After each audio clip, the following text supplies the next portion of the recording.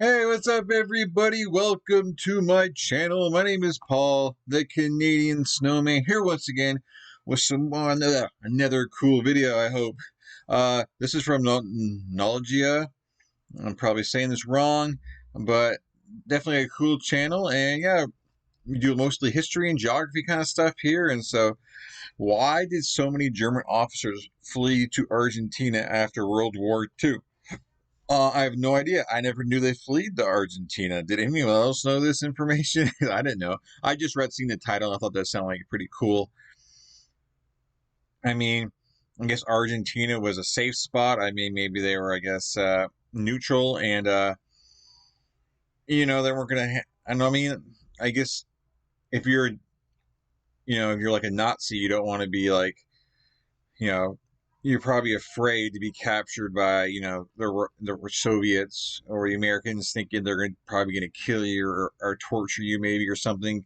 I don't know. So they're fleeing out of there, you know, just to get out of there, just so they don't have to face the consequences of their actions, kind of thing, right? For the war, because they lost the war and all that fun stuff. So I don't know. But anyways, guys, we're gonna see why they did it, why they chose Argentina. I mean, they probably, like I said, they're fleeing, is afraid for their lives. That's probably why they went. But like, why Argentina specifically? I mean, it's like on the other side of the world. I guess that's a big reason. I mean, no one's gonna go find him in Argentina. I don't know. Before we do, please hit that like and subscribe button below. I'd really appreciate it. And we will jump into this video. I definitely check out Nologia's videos too, because I'm probably going to do more other stuff. So definitely see it if you find anything really cool in there that you would think I would like. But anyways, guys, hit that like and subscribe button, and here we go.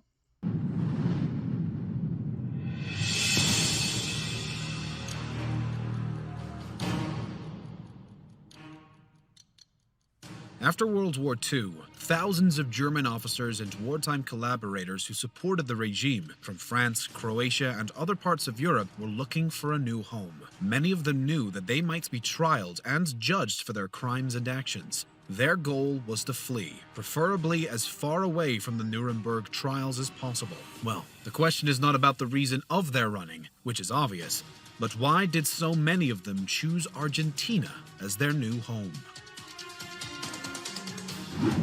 When the Allies raised their flags in Berlin, and when the German instrument of surrender was signed on the eve of May 8, 1945, one thing was clear for these criminals and collaborators. Germany, and even the whole European continent, wasn't a safe place for them to stay or hide.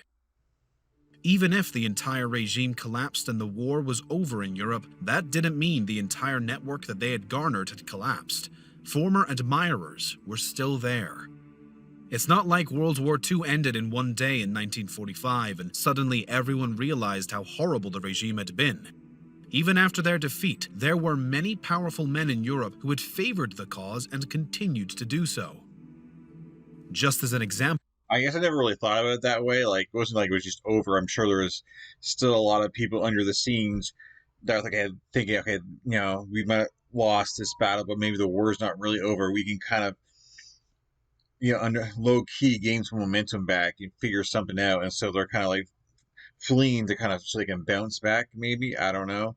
And yeah, because I mean, people didn't all of a sudden say, "Ooh, we lost. Oh, we did some horrible things. I'm sorry." They're still thinking that they're in the right. And so, anyways. Favored the cause and continued to do so. Just as an example, Spain was a neutral country, but was a friendly state and supporter of Germany. Spain was ruled by... Interesting. Remember when anything was possible? It still is. By Francisco Franco, and had been a tired and neutral country because of its civil war. For some time, many fugitives would find themselves in a safe spot here, but will use Spain as a bridgehead to other destinations. Also, some Swiss important... So why not just stay in Spain if they're kind of supporting you? Why even take off? I guess just thought it was still too close, where they might get, still get caught, I guess, and dragged out of Spain. I don't know. A bridgehead to other destinations. Also, some Swiss important leaders had been outspoken in their support of Germany. These men were in a position to help out. Even the Catholic Church was helpful for some of these fugitives. Several high-ranking church officials actively aided in their escape. There was a window of time to escape justice and possible trials. Those who wanted to flee had to consider their options in a short period of time in order to hide elsewhere and adopt new identities. Across the ocean, in Argentina, President Juan Domingo Perón was more than ready to welcome those former Axis members with open arms. President Perón was an admirer of the German ideology of that time. He helped numerous war criminals to flee with the support of his own diplomats and intelligence agents deployed in Europe. Argentina supported ways for their transit through passages from Italy and Spain to Buenos Aires. During World War II, Argentina clearly favored the Axis because of its president and probably because of close cultural ties with Germany, Italy, and Spain. Argentina was a former Spanish colony, and they achieved independence at the beginning of the 19th century. Through decades-long migrations of Italians and Germans created strong ties to these European countries. And that makes sense now. I was like, so why did Argentina support, Spain and, Germany? But yeah, there's like, oh yeah, Spain, with the, obviously, those of you who've been watching my channel know what I'm talking about. But yeah, I've covered the Mayans and the Incas and Aztecs. For those who haven't watched my channel, I've done a series on those. Definitely check it out. And then obviously those are all, Spain had something to do with all those, those civilizations falling. And so they have a big influence, obviously, in South America. So okay, it definitely makes sense, the connection now from Spain to Argentina. Okay. Cool. Of Italians and Germans created strong ties to these European countries. Argentina was a pro-Italian and pro-Germany country, and this was due to the fact that most Argentines were of Spanish, Italian, or German descent. The German government saw their sympathy, and the two countries created special links between each other. In Argentina were many German spies, and also Argentine officers and diplomats held important positions in Europe. Perón's government admired some totalitarian behaviors and tried to lead his country more in the direction of large military parades and militarization. Many important and influential Argentines, as wealthy businessmen or members of the government, were openly supportive of the Axis cause. Even the president Juan Domingo Perón himself had served as an adjunct officer in the Italian army in the late 1930s. Thus, there were special bonds between Germany, Italy, and Argentina. But even in this situation, Argentina would eventually declare war on the Axis powers within just a month before the war ended. But some Argentine agents worked to help defeated German officers to escape after the war. There was a financial reason for Argentina to accept these men. Some wealthy Germans and Argentine businessmen of German descent were willing to pay the way for escaping runners. In 1945, as the Allies were cleaning the last remnants of the Axis, for many it became clear that the next great conflict would come between the capitalist USA and the communist USSR. Some people, including Perón and some of his advisors, predicted that a new world conflict would break out soon between the Allies and the Communists. This thought was seen so realistically by many. And in this upcoming inevitable conflict, third parties such as Argentina could tip the balance one way or the other. Perón envisioned Argentina. I mean, I guess they're pretty much right, because they're basically been conflict between them, for basically to this day, if you want to really get down to it. But that's interesting how Argentina was, basically on the Allies' side a month before the end of the war, and so they weren't exactly all for the Axis powers. I mean, they were on the Allies' side there. So that's definitely interesting. But yet afterwards, they still took him to come in. But I guess money talks, right? So. Argentina taking its place as a crucially important diplomatic third party in the war, and emerging as an important actor on the world map. Knowing that these fugitive criminals were also anti-communist, the Argentinian president thought that these men would come in useful in the possible upcoming conflicts between the USA and the USSR. The Argentine president also sought to recruit more of these fugitives, in particular those with military and technological expertise that he believed could help his armies and technological advances. This thought was pretty much the same as in other cases. An example could be the United States and the Soviet Union, who both poached scientists to assist them in military.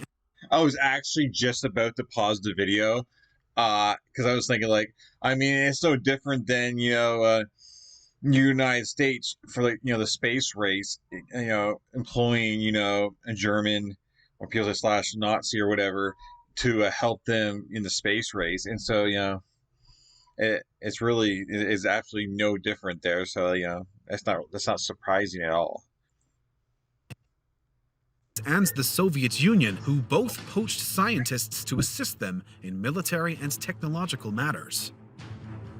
Even if for so many, Argentina represented a new home, a new way to live, untouched and hidden, but the situation slightly changed.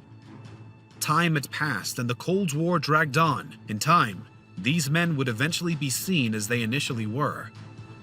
The support for them fled away with time. But Argentina was not the only place in South Okay. Let's go! Hey, Mom, hey, Dad. Everybody, doing good. America that accepted them. Many others eventually found their way to other countries in the region. Hundreds migrated to places like Brazil, Chile, Paraguay, and other parts of the continent. For those who Argentina became an option after 1945, the situation changed just 10 years later, after Perón's government fell in 1955. There was a fear that the new administration might not see with good eyes their existence on Argentine soil and could send them back to Europe. Mainly due to the new government's hostility towards Perón and all his former policies. Over time, the presence of so many became something of an embarrassment to the country. By the 1990s, most of these aged men were living openly under their own names. A handful of them were eventually tracked down and sent back for trials. Many others have lost their mark and were assimilated into Argentina's. I'm glad they are, though. I mean, I don't care how old you are. Like, if you do crimes like that, I mean, you gotta face your punishment. And, like, even though, I mean, how old are these men probably by then? Like, in their 70s or something like that? Definitely very old. And it's definitely interesting that that they are still being tracked, after all this time. Like, personally, I actually honestly thought, okay, after 10 years, okay, they probably weren't even worried about them anymore. They're probably just, the government's probably just forgot about it, or they just weren't trying anymore. But it's definitely, like, I think pretty cool to know that it doesn't matter what you did back then. I'm talking about anything kind of crime in general. So someone out there is looking for you, and you're going to pay the price. Doesn't matter how many years have passed, like, you're going down for whatever crime you did. So that's definitely kind of cool to know. Many others have lost their mark and were assimilated into Argentina's sizable German community and probably never talked about their past again. Well, yeah. Runners escaped to Argentina and South America through a system of escape routes called rat lines. These escape routes mainly led towards Latin America, particularly countries like Argentina, Chile, Paraguay, Colombia, Brazil, Uruguay, and others. There were two primary routes. The first went from Germany to Spain, then Argentina. The second one was from Germany to Rome to Genoa, then South America. This happened because of the willingness of some countries to accept these people, and because some important figures who had a form of sympathy to them. But there is also another big reason for their escape to Argentina: geography. Looking at the map of 1945, we can see that Europe was obviously not a good place to hide. Even if some of these people found themselves in countries like Portugal, Spain, or Switzerland. Looking in the east, there was the Soviet Union, the conflict in China and Japan, and some allied colonies. Looking south, Africa was mainly a huge colony of France and Great Britain. In the west, there was the US and Canada. But from the US-Mexican border to the south, the option to run seemed plausible. Considering all options, Latin America was the only part of the world where true chances for a new life existed, even if, after some time residing there, some of them were caught. And from all these states, Argentina seems the best option, considering the openness of the Argentinian government at the end of the war to accept these criminals, collaborators, and others who fled. Wow. We want to thank you so much for watching this video, and to express our gratitude to our few but very generous Patreon supporters. Wow. Like, just the fact that they found him, like, because, you know, there's no one really after them in South America, really. I mean, well, obviously they left Europe and, you know, North America because, you know, they're all the enemy that were fighting against them in, you know, World War II. But it always amazed me because just like technology wasn't what it is today. Back then, like, you know, if you wanted to find something out, it was basically like you have to go interview people and investigate and all that stuff. You couldn't just go online, find their like Facebook profile and go, oh, that's their location. Let me go get that guy. It's not that, it wasn't that simple back then. So it's definitely very interesting that they were still tracked down. These people were still being caught, you know, years and years and years later. And that, I just kind of find that like really interesting and really cool. And yeah, good stuff right there, guys. For those of you watching, let me know what your take or your opinion on this. Were you surprised, Argentina, or did you guys already know about this? I'm kind of, and yeah, let me know your thoughts on this video. I thought it was pretty cool, pretty informative. Yeah, it's something that I definitely won't forget. You know, just one of those little tidbits of information that'll be lodged up in there. But anyways, guys, please hit that like and subscribe button, below, and I'll definitely catch you guys in future videos. Woohoo! Always a blast, guys. I guess have a good night, good day.